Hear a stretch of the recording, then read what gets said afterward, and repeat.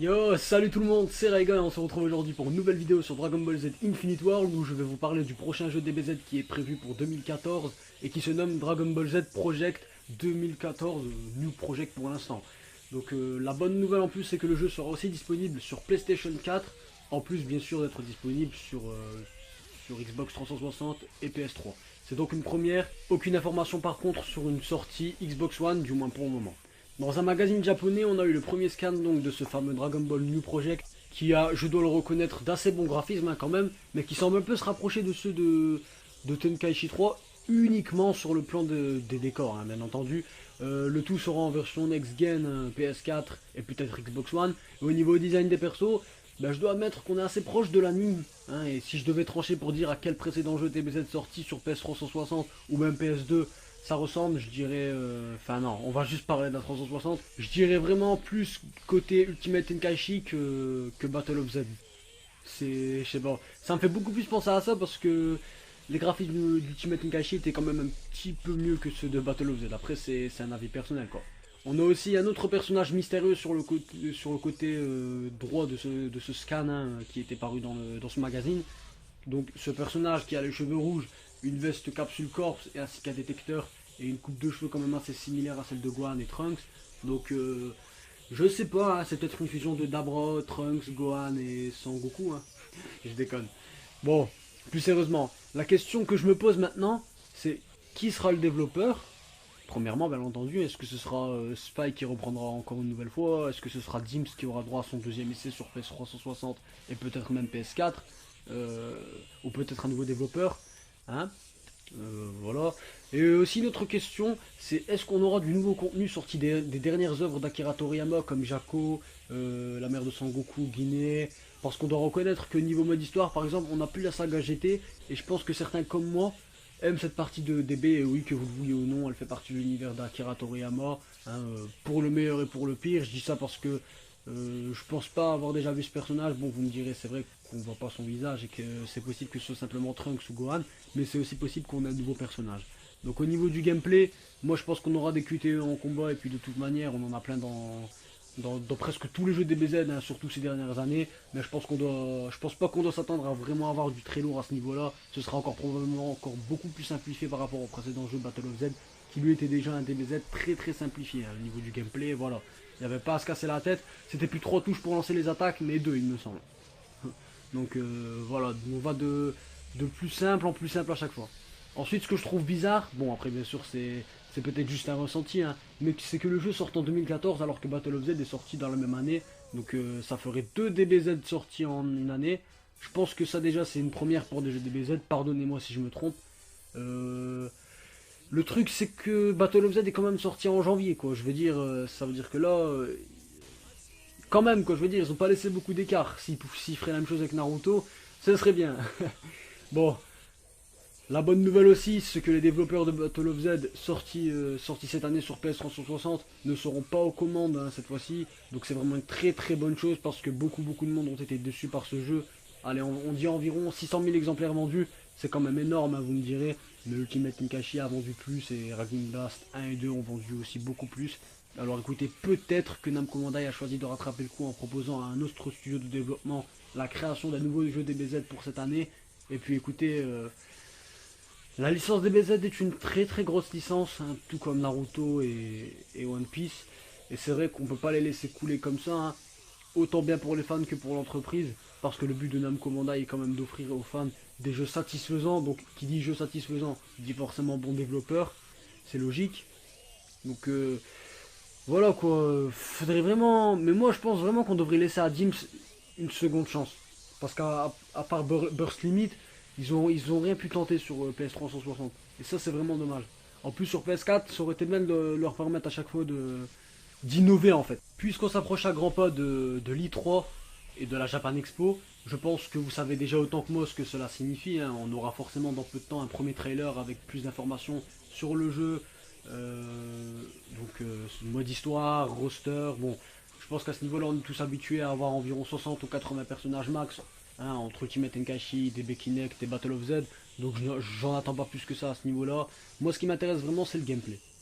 Parce qu'on est dans un jeu de combat, enfin bon, c'est vrai, vous me direz, à des moments, on a plus l'impression d'être dans des jeux de simulation, hein, carrément, que dans des jeux de combat. Mais j'attends vraiment de voir ce que ça va donner au niveau du gameplay. Le mieux ce serait, même si je pense que ce sera pas possible, de revenir au gameplay des Budokai, à la limite de Tenkaichi, parce que c'est vraiment pas tout le monde en fait qui a été séduit par les gameplays des précédents DBZ.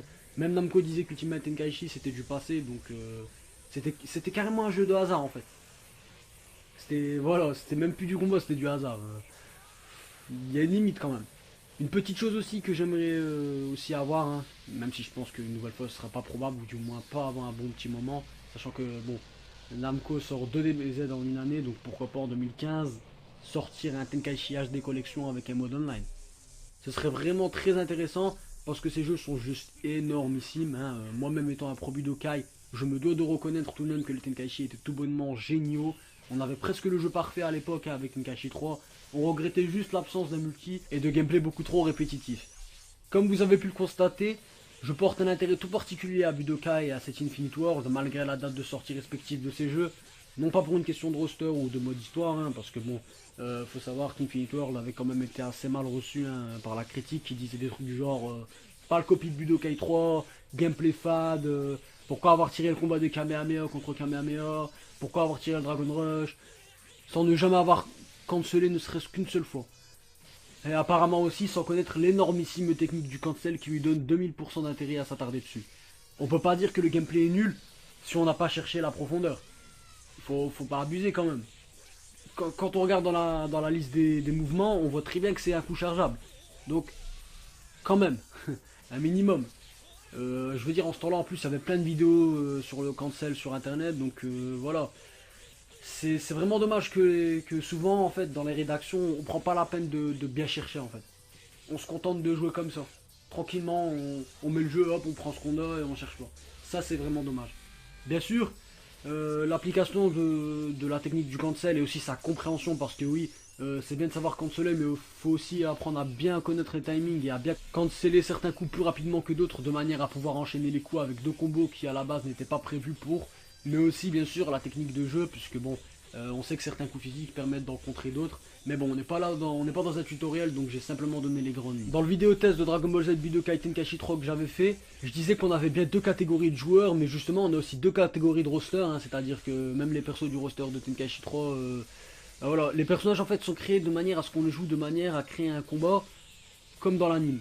Pour ça donc on retrouve souvent les mêmes coups, les mêmes boules de feu, par exemple les soldats de Freezer en fait, dans les jeux DBZ Tenkaichi 3 c'est toujours la même chose, vague déferlante, rafale de boules de feu, voilà quoi.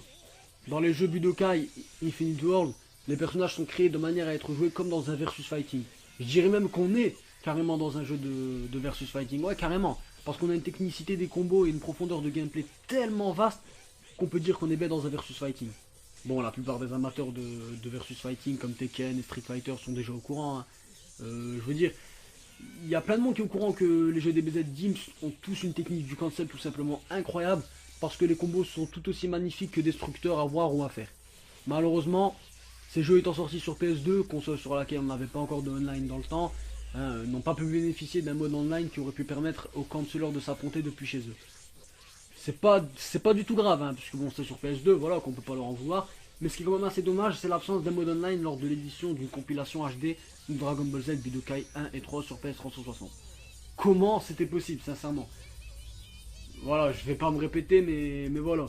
La dernière solution à ce problème est la présence de ces jeux dans une convention, la Japan Expo par exemple, voire carrément de nouvelles conventions, mais le jeu t'attend de tellement longtemps et très peu de joueurs jouent encore à ce jeu, bah ils préfèrent pas tenter quoi, parce qu'ils se disent on va le ramener pour rien.